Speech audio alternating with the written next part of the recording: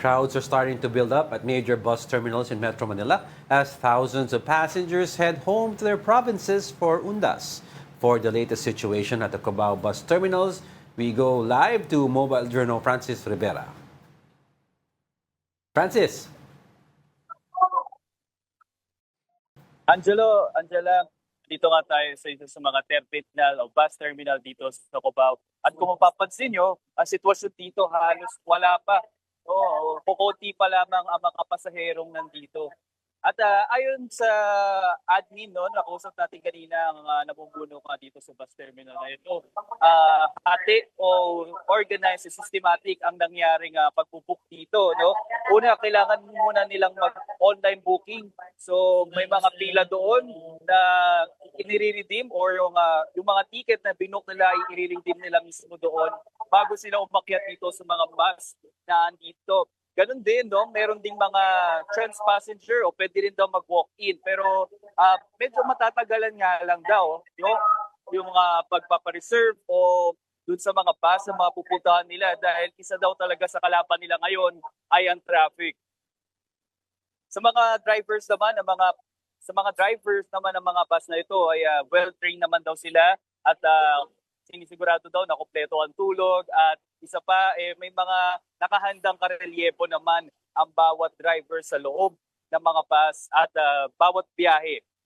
Ngayon, Angela, ay fully booked man ang online nila, no? Pero magbubukas pa rin daw sila ng mga slot para doon sa mga gusto pang humabol. Kaya naman panawagan nila habang maaari, habang maaga pa, mag-book na sila through online. Okay, Francis, kamusta naman yung security dyan sa terminal?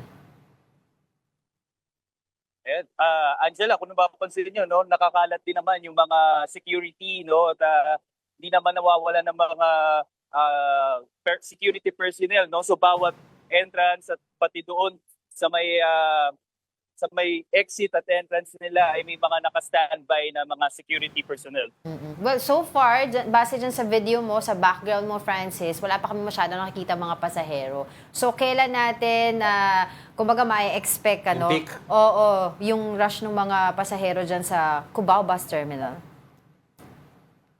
Yung nakausap nga natin, yung admin ng bus terminal na ito, ina-expect nila na bukas ng madaling araw o kundi kaya bukas ng gabi kasi inaasahan niya na long weekend. So susamantalain to ng mga biyahero o ng mga pasaherong pupunta o sa kanilang mga kamag-anak sa probinsya. So ang ina-expect talaga nila ay bukas ng madaling araw or bukas ng gabi.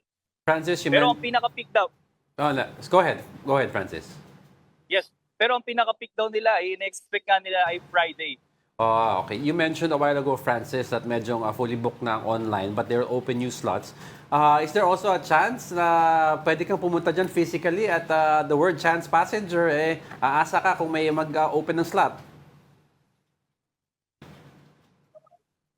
Yes, Diego, well, sa ngayon kasi pinaprioritize nila yung mga nag-online booking, no? Pero dun nga sa mga chance passenger at talagang mag-walk-in, ay huwag na kayo mag-alala dahil hindi kayo mawawalan ng slot. No? Pero yun nga lang, kailangan nyo lamang maghintay dun sa mga magiging available na bus na darating dito sa terminal. Alright, maraming salamat sa iyong oras. That was our mobile journal, Francis Rivera reporting live from Cubao in Quezon City.